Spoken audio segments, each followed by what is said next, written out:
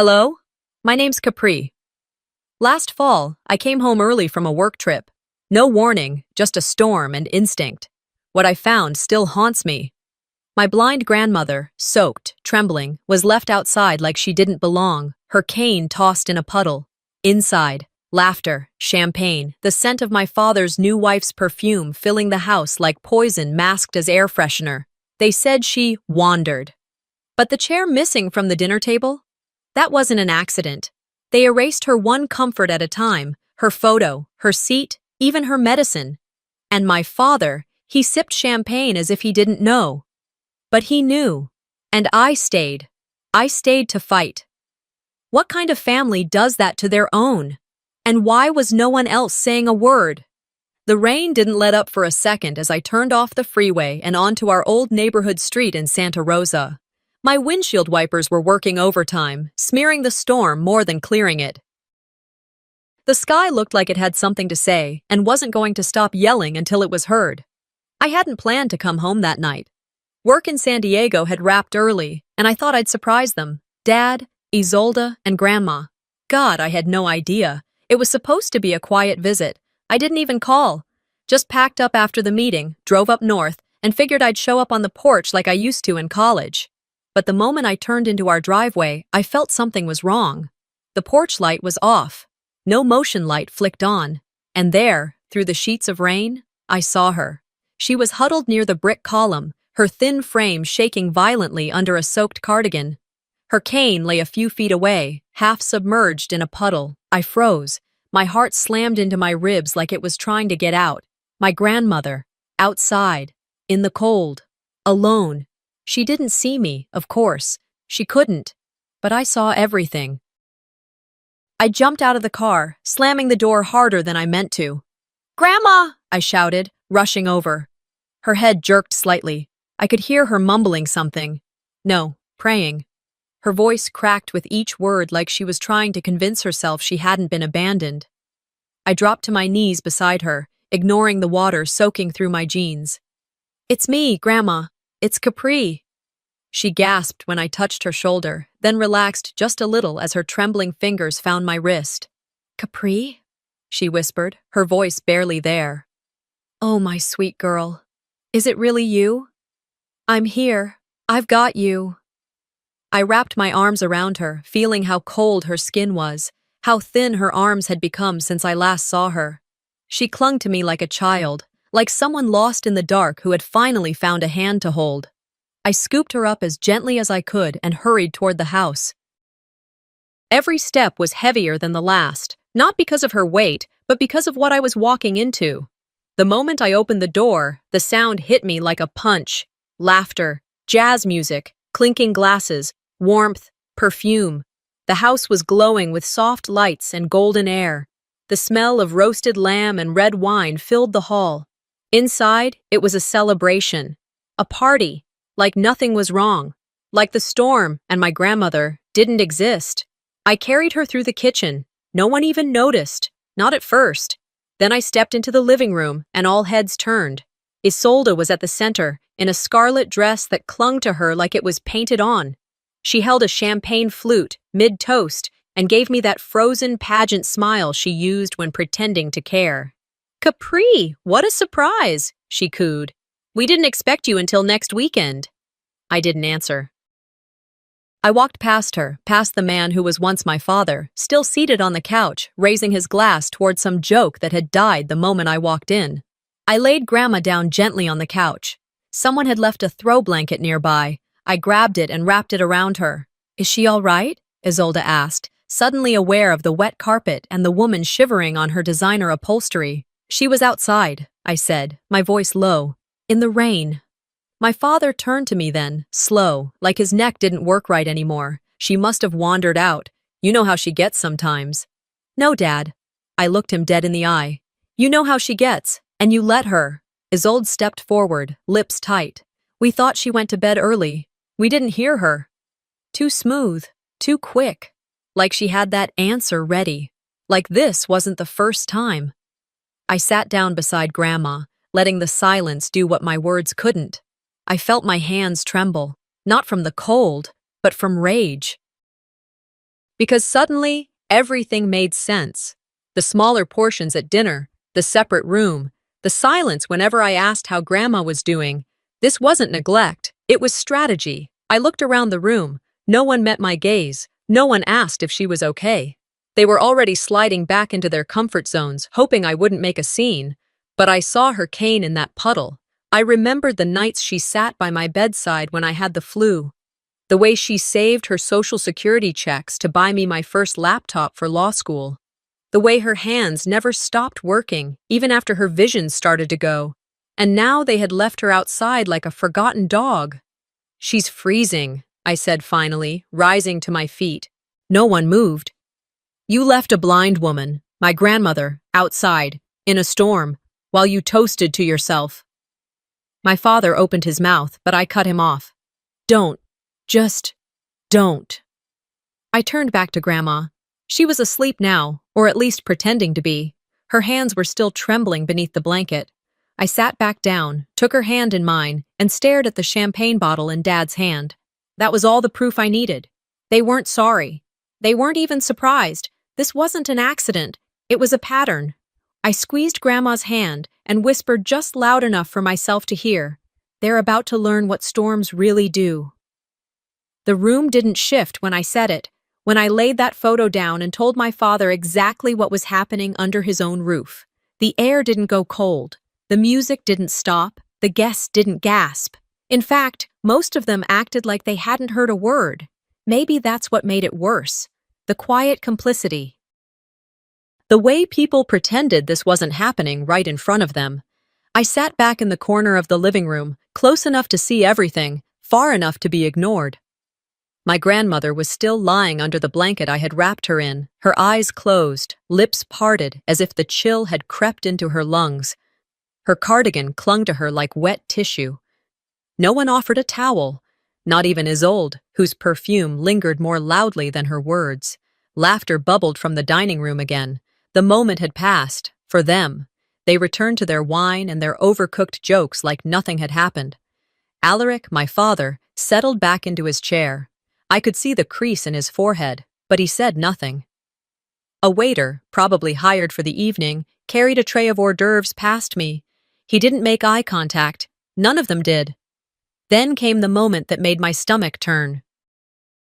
"We've decided," Isolde announced from the head of the table, "that Nana won't be joining us at the dining table anymore." Her voice was bright, like she was announcing a vacation. Well, she struggles with the cutlery, and the noise makes her anxious, so for her comfort, we'll set her up somewhere quieter. I didn't blink. I didn't move, but inside, I was unraveling. One of the guests chuckled awkwardly, lifting a glass to their lips as if champagne could drown shame. Another shifted in their seat, looking anywhere but at me. "She's not a puppy," I finally said, loud enough for the room to hear. Isolde's eyes locked on mine. "Capri," she said in that tone, calm, condescending, fake sweet. "It's not about you. No, it's about her, and how you've decided she doesn't belong anymore." "She's just old," Isolde said, with a dramatic shrug. "And habits change." Alaric didn't say a word. I stood up, walked over to the dining room, counted the seats. One was missing. The place where Grandma used to sit, right next to my father, was gone, not moved, removed, like she had never existed there. "She prefers the kitchen," Isolde added with a bright smile. "It's warmer." I didn't respond. I walked to the kitchen. There in the corner, next to the pantry door, sat a small table with a plastic bowl of vegetable soup and a spoon that looked more like cafeteria cutlery than anything I would use in this house.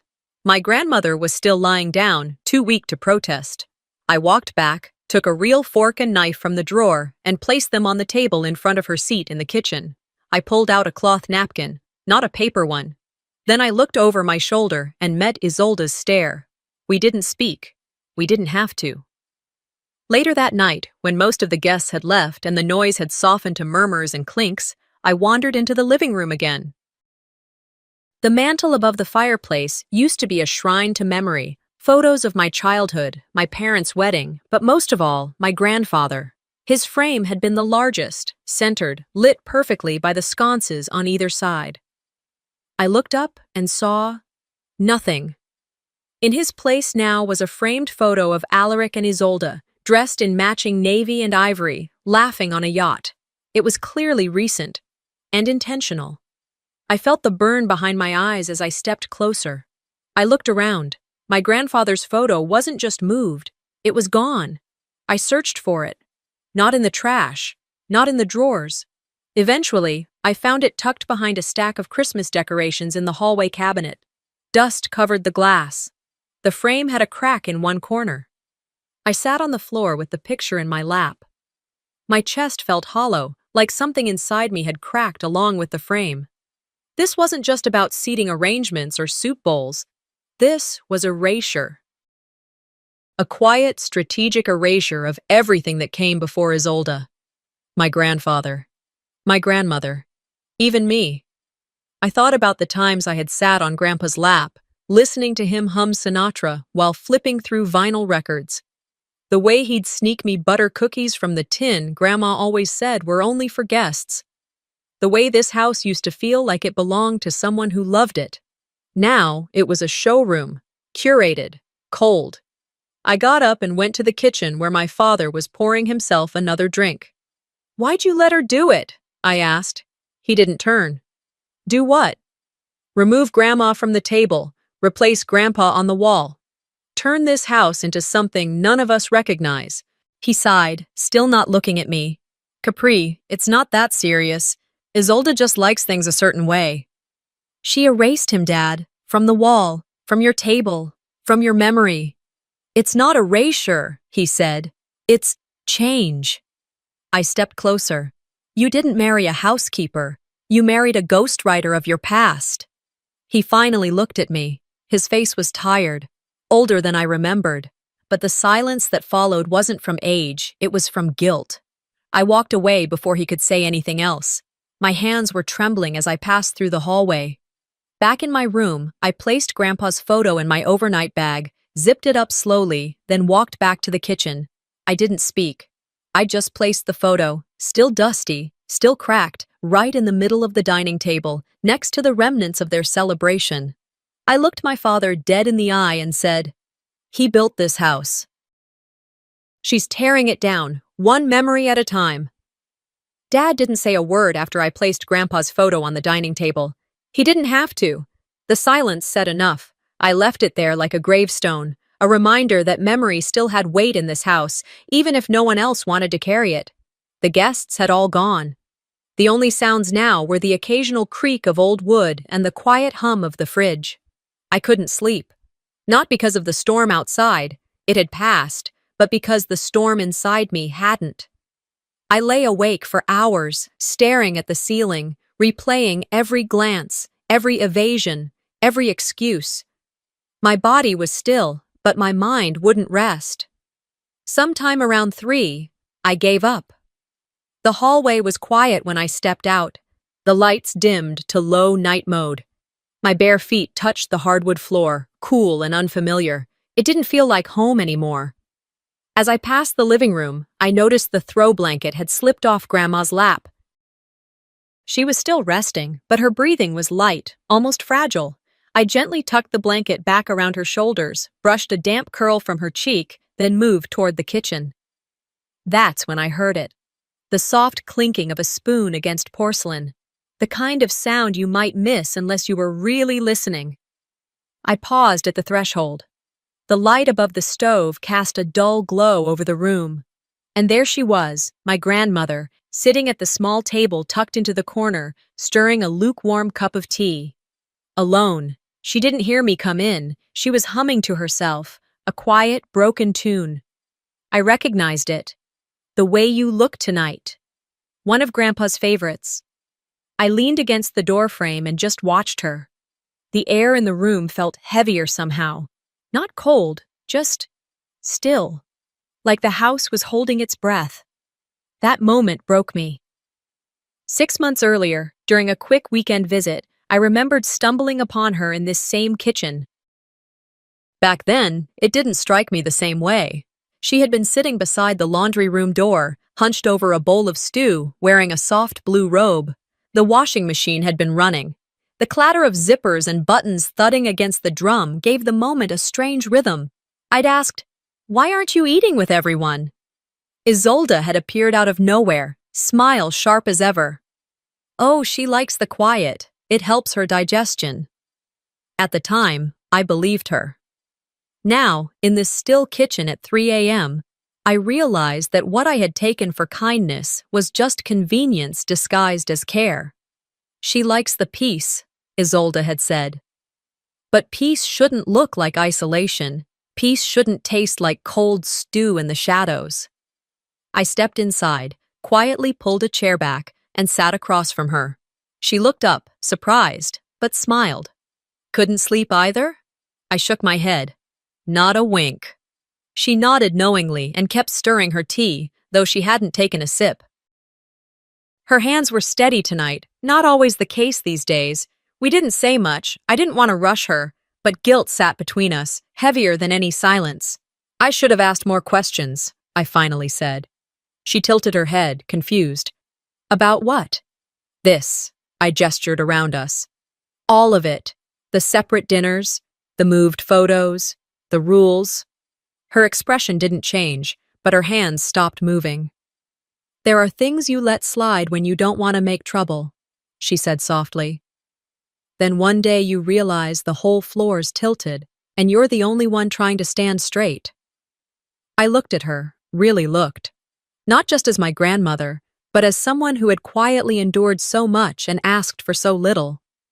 That's when the memory hit me. Christmas. Just last year. The house had been full. Isolde had thrown one of her signature events, catered meal, fine china, white linens. Everyone was dressed up, laughter bouncing off the walls. At one point, Isolde had handed Grandma a list. "Would you do the honors of announcing our guests?" she asked sweetly, holding out the note card like it was a prize. Grandma hesitated. "I don't see so well anymore." "Nonsense," Isolde had said. "You'll do just fine." She stood at the front of the room, squinting at the card. Mr. and Mrs. Lang?" She stumbled. "Mr. B. Baxton?" The crowd chuckled, lightly, at first, but it grew. Each mistake a little louder, a little funnier. Capri from last year had clapped along, mortified but frozen. I hadn't defended her. I hadn't stopped it. And now here we were, alone in a kitchen of ghosts. I reached across the table and gently placed my hand over hers. "You don't have to earn your space in this house. Not with perfect pronunciation, not with silence, not with anything." She smiled, but it didn't reach her eyes. "I know," she whispered, but I knew she didn't. That night, I started making lists. Little things, times, places, patterns. I pulled out old photo albums, noted changes in decor. I searched drawers for receipts, handwritten notes, post-its, any hint of how long this had been going on. There was a pattern to this, a quiet replacement of presence with absence. Later, while folding some of Grandma's laundry, I found an old sticky note tucked inside a drawer. The ink had faded, but I could still read the words. "Don't forget, Alaric said to never touch Isolde's side of the fridge." That was the moment the shame turned to fire. I held that note like a piece of evidence, and maybe it was. Because this wasn't about misplaced affection or shifting dynamics anymore. It was about power. Quiet, insidious power. The kind that doesn't scream, but rewrites the rules when no one's looking. I stood in the hallway, listening to the faint ticking of the grandfather clock. My reflection in the mirror looked back, eyes tired, heart steady. How many rules are written just for her? I said to no one, but I was done being silent. The sticky note was still in my hand when the morning light began to creep through the cracks of the hallway blinds. I hadn't slept. My body was tired, but my mind couldn't settle, not after everything I'd pieced together in just a few hours. That single line, scrawled in faded ink, "Don't forget, Alaric said to never touch Isolde's side of the fridge," felt less like a reminder and more like a warning. I tucked the note into my back pocket and made my way to the dining room. The smell of eggs and onions hit me before I even rounded the corner. Isolde was already bustling around the kitchen in one of her silk robes, hair pulled into a perfect bun, as if she'd woken up camera ready. She didn't acknowledge me, just continued flipping an omelet with performative grace. "Good morning," she chirped without turning around. I didn't reply. At the table, Alaric sat reading the newspaper, an actual physical copy, folded neatly like he was clinging to the one tradition Isolde hadn't redesigned. He didn't look up either. And there, placed near the far end of the table, was a small plastic tray with a banana and a dry slice of toast. Grandma sat in front of it, hunched, eyes down, quietly chewing. Her chair was pushed away from the table, isolated. She wasn't part of the breakfast conversation, if there had been one. I stood behind her for a moment, then quietly slid a real plate in front of her, swapped the toast, and added a warm slice of the omelet from the skillet. Isolde glanced over her shoulder, saw what I was doing, and narrowed her eyes. "She said she's not hungry," she offered, voice sharp and saccharine all at once. "Then she can decide that herself," I answered. Alaric turned a page of the newspaper, as if it had suddenly become the most captivating thing in the world. I sat down across from Grandma and noticed something else. Her wrist was bare. The emergency call button she always wore, the one she pressed when she needed help with the stairs or had a dizzy spell, was missing. "Grandma," I said softly, "where's your alert?" She hesitated, eyes flicking toward the kitchen, then down again. "It stopped working," she murmured. "I didn't want to bother anyone." Something tightened in my chest. "When did it stop working?" She hesitated again. "I don't know. A few days ago?" I stood up, left the table, and went straight to the drawer where she usually kept her things. The alert device was there, intact, clean, but light as a feather. And I turned it over, opened the back. Empty. No batteries. I didn't say anything. I didn't need to. I simply walked past the kitchen, past Isolde, past Alaric, and straight to the study. I found what I needed, a fresh pack of AA. Back in the kitchen, I slid the batteries in and tested the device. It beeped to life. I looked up and met Alaric's gaze. "She didn't even know it wasn't working, because you didn't tell her." He blinked. "What?" "You took the batteries out." "I didn't." "Don't lie to me," I snapped, louder than I intended. Isolde walked over, hand on her hip. "Capri, what's this about?" "This device is what she presses when she falls, or feels dizzy, or needs help," I said, holding it up. "And someone made sure it didn't work." "She hardly uses it," Alaric said quietly. "That's not an answer," I replied. "That's an excuse." The room went still. Grandma had stopped eating. "I'm not doing this here," Alaric muttered, standing up and heading for the hallway. "Good," I said. "Then let's do it somewhere else." I followed him to his study. When he sat down behind his desk, I closed the door behind me. "You know what's happening, don't you?" I asked, voice low. He said nothing. "You see it, the way she talks to Grandma, the rules, the separation, the silence." "She keeps things in order," he replied, almost defensively. "At what cost?" His eyes flicked away. "She makes things manageable," he said. "For you?" I leaned in. "Or for her?" Alaric sighed. "Your mother used to cry every day. Isolde keeps me calm." I felt my stomach drop. "Calm?" I repeated. "You call this calm? Ignoring your mother until she stops asking for help? Letting someone you married treat her like she's in the way?" He didn't respond. "She's erasing her, Dad. Erasing everything that came before, and you're letting her do it." He rubbed his temples. "Capri, you don't understand how hard this has been." "No," I said. "You don't understand how easy it's been. For you." The room was quiet for a long beat. I could feel myself shaking, but I held it together. "You think silence is peace," I said. "But silence is what breaks people." He looked up slowly, eyes tired. "I didn't mean for any of this. But it's happening, and it stops now." I stood, pulled a small notebook from my bag and placed it on the desk. "I'm documenting everything. I love you, Dad, but I'm not afraid of what happens next." I left before he could answer. Later that day, I found Grandma in the kitchen again. She was washing dishes, alone. The sink was full of cold water. Her hands were pink from the temperature. The faucet was barely dripping, the way she liked it. Quiet, manageable. She didn't complain. She never did. I took a towel from the counter and dried her hands gently. She looked up at me with that same tired smile she always wore. Half apology, half surrender. "You don't have to earn your place in this house," I whispered. She didn't reply, but she leaned into my hand just a little. That night, while everyone else pretended nothing had changed, I retrieved the emergency bell and placed fresh batteries inside. I tested it twice. Then I secured it to Grandma's wrist, kissed her forehead, and tucked her into bed. Before I left the room, I walked back into the kitchen and stood under the small black camera mounted above the fridge, a security measure Isolde insisted on for the household staff. I stared straight into it, let my face fill the screen, let her see me. Let her know I was done pretending. Let's see what they do now. The hallway lights flickered once before going completely dark, and I knew, without even checking, that the power to Grandma's room had been cut. I headed straight for the basement, heart hammering harder with each step. The breaker box stood just as I remembered it, old, dented, and covered in a thin layer of dust. I scanned the switches. Only one had been flipped. Her room. I flipped it back on, the sound clicking like a trigger.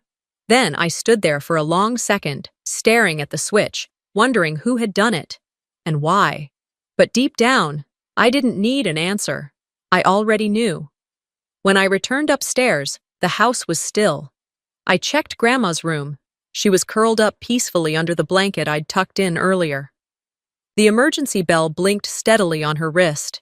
At least that part was safe again. But everything else? Everything else was war now.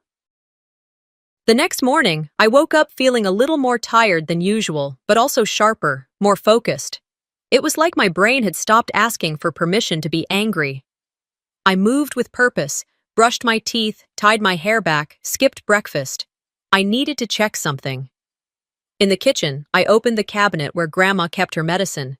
I counted the bottles, 3 prescriptions, one for blood pressure, one for heart rhythm, and one missing. No. Wait, it wasn't missing. It was right there, just nearly empty. I pulled it out, turned it in my hand. The refill date was recent, less than 2 weeks ago, yet the bottle only had a few pills left. I found Grandma in the sunroom, half asleep in the recliner. She looked peaceful, but pale. Too pale. "Grandma?" I said softly, kneeling beside her. "Have you been taking your meds regularly?" She opened her eyes, blinking into the light. "I think so," she whispered. "Isolde said the doctor changed the dosage." "What do you mean?" She hesitated, then added, "She said I don't need as much anymore. She talked to the pharmacy." I didn't say a word. I just kissed her forehead and walked out the door, keys in hand. The pharmacist on Main Street remembered me from high school. He gave me a sad smile when I showed him the bottle and asked for the refill history. "This refill came from an online request," he said, checking the system. "From the account linked to your father's number, caretaker authorization." I nodded slowly. "What was the dosage change?" He glanced at the screen, then looked up at me, eyebrows raised. "Half the original strength. Started with this last refill." I thanked him and walked back to my car. I didn't turn the engine on right away. I just sat there, staring through the windshield at nothing in particular, trying to decide whether my heart was pounding from fury or fear. She had changed Grandma's prescription. Legally? Maybe. Ethically? Not even close. And medically? Flat out dangerous. On the way home, I pulled over and scrolled through my contacts until I found her name. Laura Morales, our old housekeeper. She picked up on the second ring. "Capri?" Her voice cracked a little, like someone surprised to hear from a ghost. "Hi, Laura. I know it's been a while, but can I ask you something?" There was a pause. "Of course." "I need to know why you left. Why you really left." Another pause. A breath. "She told you I quit, didn't she?" I waited. "I didn't. Isolde fired me." "Why?" "I helped your grandma get dressed every morning. She said I was making her too dependent. That she needed to learn her limits, I guess. She didn't like that I still treated her like she mattered. I swallowed. Do you remember when that was? Last fall, right after your dad's birthday. I thanked her. Before she hung up, she added, she didn't say it outright, but she wanted your grandma to feel like a burden. That much was clear. I ended the call and tapped record on my phone, capturing everything I could remember that Laura had said. Then I emailed it to myself, time-stamped, saved.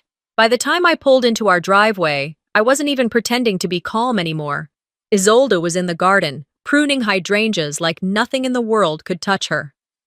Alaric sat in a lawn chair nearby, sipping his coffee, watching her like she was a painting that might disappear if he blinked too hard. I walked right over to them. Can we talk? I said. Isolde turned, smiling like always. Capri, you don't have to sound so formal. We're family. Then let me speak like family, I said. If you touch one more bottle of Grandma's meds, one more, your name is going to show up in a court report under elder abuse. Alaric shifted in his seat. Isolde's smile didn't budge. You're upset, she said smoothly. I understand. No, I said. You don't. You understand control. You understand optics. But you don't understand the damage you're doing. Or maybe you do, and that's worse. Alaric looked at me, unsure of which side to stand on. I didn't change anything without speaking to the pharmacist, she said. That's a lie, I said plainly.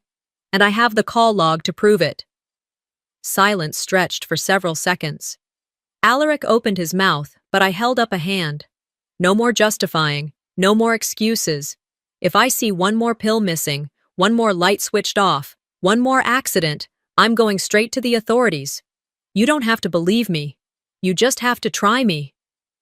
I walked away before she could respond. That night, Grandma reached for my hand while I tucked her in. I thought you'd leave, she whispered, like the others. I'm not the same person I used to be, I said. I see things now. She smiled faintly. That's good. You'll need strong eyes, child. In this house, truth gets hidden behind nice curtains. I kissed her forehead and turned off the lamp. Then, quietly, I walked to my room, pulled up her medical chart from the hospital portal, and printed the full dosage history. I highlighted the original prescription, then the altered version. I taped the paper beside her mirror. She will not fade on my watch, I whispered. I barely closed my laptop that night when the room lights flickered and then died. Only her room. Again. I grabbed the flashlight, made my way to the basement, and flipped the switch. Same breaker, same damn switch, deliberately flipped. I turned it back on and stood there in the glow of the utility light, breathing hard. So they want war. After resetting the breaker that night, I sat on the edge of Grandma's bed and watched her chest rise and fall in slow, steady rhythm. Her hands rested gently over the blanket, the emergency bell on her wrist blinking like a lighthouse in the dark. She didn't know what had happened. She didn't know someone had cut the power to her room. But I did, and whoever did it wasn't trying to scare her. They were trying to silence her. The next morning, I woke early. The house was still asleep. The air was thick with that morning quiet only old houses seem to hold, like the walls themselves are waiting to see how the day will go before they creak or shift. I made coffee, black, bitter, no sugar, exactly how I needed it. Then I walked down the hallway, bypassing the kitchen, past the sunroom, and into the back office. The one Dad had turned into his project room after retirement. Isolde rarely went in there, claimed it smelled like books and too many men. The file cabinet was old, stubborn, but I knew the rhythm. 2 shakes, then pull. The bottom drawer squeaked as it opened. Inside were stacks of manila folders, decades of home insurance renewals, bank records, warranty receipts, and, exactly what I hoped for, copies of the house deed. I pulled out the latest one and sat at the desk. The ink was crisp, the format looked official, but something felt off. The original deed, dated back to 1984, listed the owners as Thomas and Margaret Langston, my grandparents. After Grandpa died, the property had been updated to include Margaret Langston solely. That was what I expected. What I didn't expect was the revision dated 6 months ago, listing the current owners as Alaric Langston and Isolde Langston. Margaret's name was gone. No transfer of title, no will, no signature from Grandma anywhere. I grabbed my phone and opened the county's public record site. After 15 minutes of searching, it was there, filed electronically on a weekday morning, right before noon. I opened my Notes app and began building a timeline. Cross-referencing events. Grandma's medication reduced, Laura fired, photos moved, the bell deactivated, and now this, her name erased from the deed. This wasn't random. This was a system. I closed the drawer quietly and slipped the folder into my bag. On my way back to my room, I passed by Grandma's door. I paused, hand on the knob, but didn't go in. She deserved peace, at least for a few more hours. Back in my room, I placed the folder on the bed and stared at it, my hands shaking for the first time since this started. I needed something more, something that couldn't be brushed off as misunderstood paperwork. I started going through Grandma's things, not to invade, but to understand. I looked through drawers, flipped through old notebooks, hoping for something, anything, that might give this mess a voice. That's when I found the small voice recorder tucked into the back of her nightstand drawer. I clicked play, expecting reminders or recipes. Instead, I heard laughter. Isolde's voice, clear as day. I swear, one wrong step on those stairs and she's out of our lives. A pause, then a friend's voice. You didn't? Another laugh. I didn't have to. She's already so slow. One gentle nudge from gravity, and this whole thing fixes itself. I froze. The room spun. I replayed the clip 3 times just to be sure. It wasn't a joke. It wasn't just talk. It was malice wrapped in a joke, delivered with a laugh, the kind that's only funny to people who think they're untouchable. By afternoon, I was sitting across from a lawyer in a modest office downtown. He was around my age, wore a loosened tie, and had the energy of someone who'd been through enough to not ask, "Are you sure?" when presented with truth. I laid it all out. The altered deed, the medication records, the recorded call with Laura, and now the voice recording. He listened quietly, his expression unreadable. When I was done, he tapped a pen against his notebook. "This isn't just unethical," he said finally. "This is criminal." I exhaled. Back home, I placed printed copies of everything into a large envelope, labeled clearly in black ink. Proof. Then, during breakfast the next morning, I walked into the dining room where my father sat eating toast like the world hadn't shifted under his feet. I placed the envelope in front of him. He didn't open it right away. "What's this?" he asked. "Truth," I said. "And a decision." He stared at it. "You either stop protecting her," I continued, "or I start protecting Grandma. In court." Alaric didn't respond. His hand hovered above the envelope like it might burn him. "Do you really think it's come to that?" he asked. I stared at him, deadpan. "No. I think it came to that a long time ago. I'm just catching up." Before he could say more, Isolde walked in, holding a mug like a stage prop. Her robe was silk, her smile even silkier. "Coffee too bitter today, Capri?" she asked, smug. I didn't blink. "You should start practicing silence. You'll need it where you're going."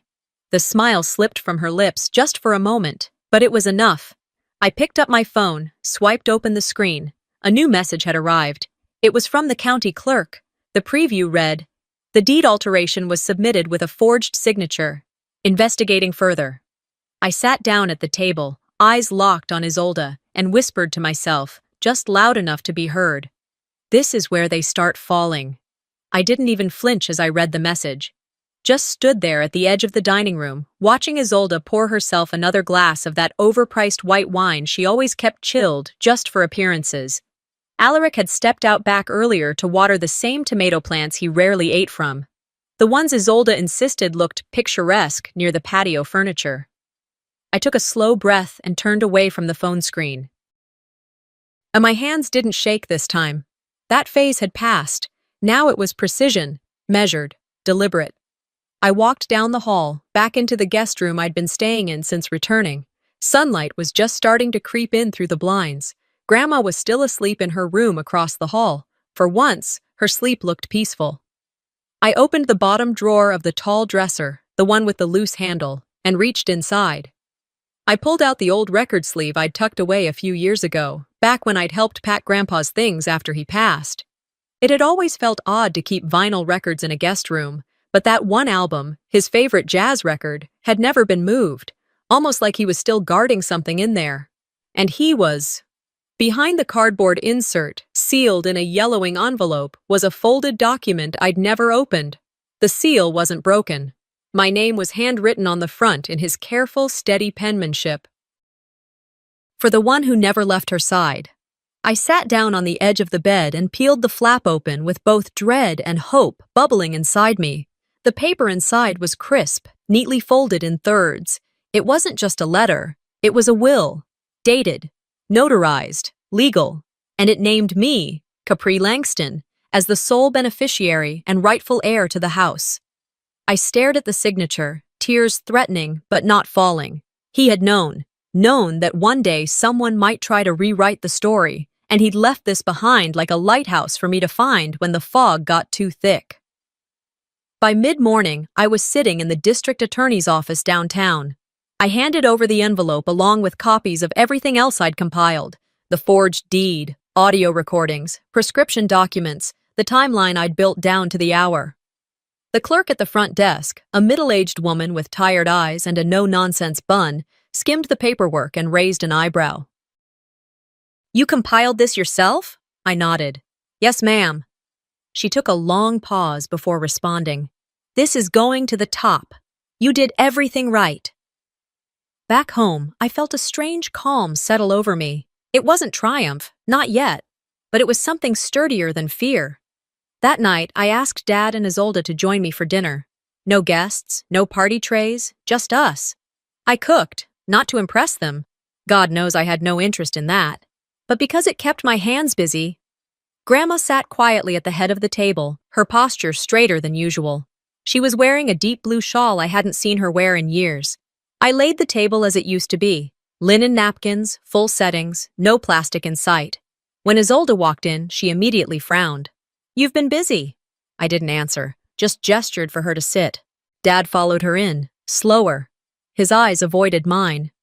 We started with silence and soup. It was something Grandma had taught me to make. Chicken with dill and lemon. The room stayed hushed until the bowls were nearly empty. Then I cleared my throat. "I found the original deed," I said simply. Isolde paused mid-sip. "The one Grandpa had notarized. The one naming me as heir to this house." Alaric looked up sharply.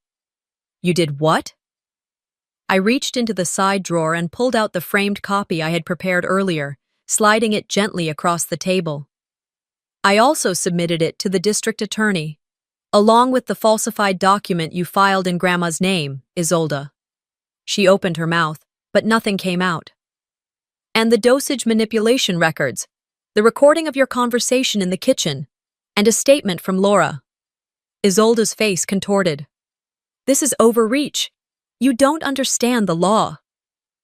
I met her gaze, unwavering. "I wrote my thesis on it." Silence. Alaric looked like he'd been struck. He reached for the wine glass, missed, and let his hand fall uselessly to his lap. Isolde's hands clenched. Then she stood abruptly, knocking her chair back. "I won't be spoken to like this in my own house." "It's not your house," I said. She glared at me, breathing hard. "I kept this place running. You think just because you have a piece of paper you're suddenly in charge?"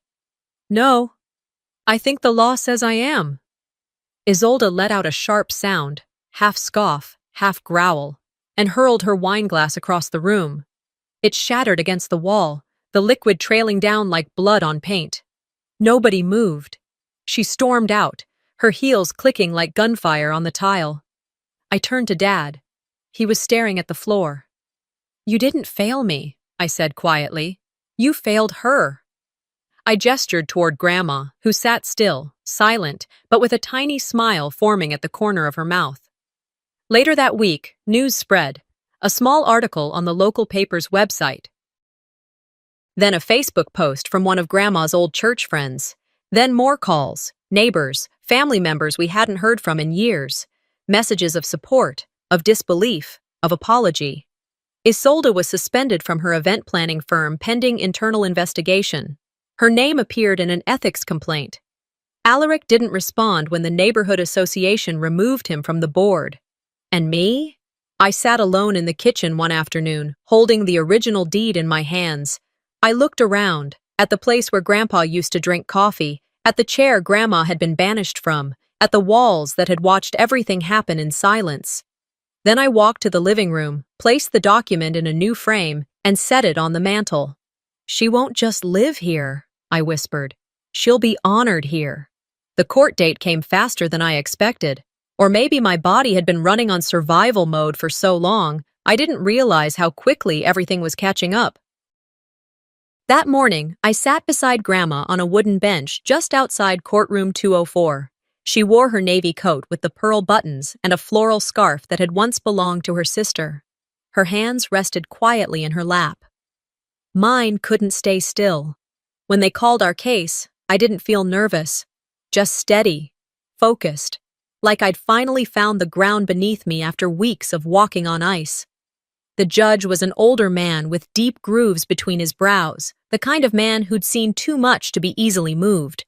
But as the charges were read, fraudulent deed modification, medical manipulation, elder neglect, the stillness in the room shifted. Isolde sat 2 rows ahead, back straight, lips pressed together like a child waiting to be scolded. She never looked my way. I kept my hand on Grandma's arm as the judge delivered the findings. "There is substantial evidence of misconduct," he said, voice even. While the court refrains from passing criminal sentence at this time, the defendant, Isolde Langston, is hereby sentenced to 600 hours of mandatory community service at Rosewood Senior Care Center. Additionally, the court recognizes the revocation of her professional credentials until further review. The room stayed quiet, but I could feel it, the weight of justice beginning to press down. As we left the courtroom, cameras waited outside, not a media circus, just 2 local reporters, one holding a microphone with the channel number duct taped to the side. I didn't stop to speak. I wasn't interested in making it a spectacle. This was about Grandma, not headlines. That afternoon, Isolde's suspension became public. Her company's website removed her photo by sundown. A neighborhood post circulated, half gossip, half outrage, listing her name alongside the words "under investigation." Her client base shrank within 48 hours. Funny how fast people scatter when image cracks. As for Alaric, the judge didn't convict him, but he didn't leave unscathed. "Given your documented detachment from financial and household decisions," the judge said, "this court recommends immediate psychiatric evaluation and legal reassignment of all property and asset management responsibilities." He didn't argue. He didn't even speak. Outside the courthouse, he walked beside me in silence. For a brief moment, he reached for my arm. "I didn't know," he said. I stopped. "No," I replied. "You didn't ask." He nodded like someone hearing something too late. We returned home just after 4. The late afternoon light poured through the windows, casting long shadows on the polished wood floors. Grandma stepped through the front door, really stepped through it, for the first time in months. No side entrance, no back hallway. Just the front, where she belonged. She paused in the foyer, taking in the scent of lemons and dust. The house looked almost new. Not because of renovations, but because the weight had shifted. The air felt lighter. I placed her walker in front of her and held out my arm. Together, we walked slowly down the hallway. When we passed the living room, she stopped. Her eyes, what was left of her vision, sought the fireplace mantel. The photo was there. Grandpa in his army dress uniform, standing tall, eyes kind, frame polished and clean. She touched my arm. "He's home again," she whispered. That night, after Grandma had gone to bed, I sat alone at the kitchen table with a mug of tea I never touched. The house was silent, but not in that eerie, controlled way it used to be. This silence felt like exhale. I opened my purse and pulled out the court receipt, confirmation of deed reissuance and legal ownership. Next to it was a folded piece of construction paper. Crayoned words scrawled across the front. Grandma's house. I had made it when I was 6. Grandpa had kept it in his desk drawer for years. I looked at both papers, the child's drawing and the state-issued confirmation, and finally, my tears came. Not the kind that choke you, the kind that clean. In the days that followed, support came from unexpected corners. A letter from our former neighbor, Mrs. Bennett, arrived in the mailbox. I remember the way she used to prune her roses. She deserves better. So do you. An email from one of Dad's old students. You taught me to question everything. I hope you're proud of your daughter for doing just that. Even Laura, our housekeeper, stopped by one morning with a Tupperware full of tamales and tears in her eyes. I watched too much for too long, she said. But you did something. I pinned every note, every card, every printed email to the side of the fridge, right below Grandma's calendar and her magnet that said, God sees everything, and so do I. Then one evening, just as the sun began to dip behind the cypress trees, Grandma and I sat outside on the porch swing. The breeze was soft. The garden smelled like basil and hydrangeas. She reached for my hand and gave it a gentle squeeze. I thought I lost this house, she said. I looked at her, my voice quiet but steady. No, Grandma, and I won't let anyone forget that again. The morning after our conversation on the porch, I found myself awake before the sun. I didn't reach for my phone. No email to check, no court date to prep for, just the stillness of a house no longer holding its breath. I walked down the hallway barefoot, the wooden floor creaking under my steps in a way that felt familiar, even welcoming.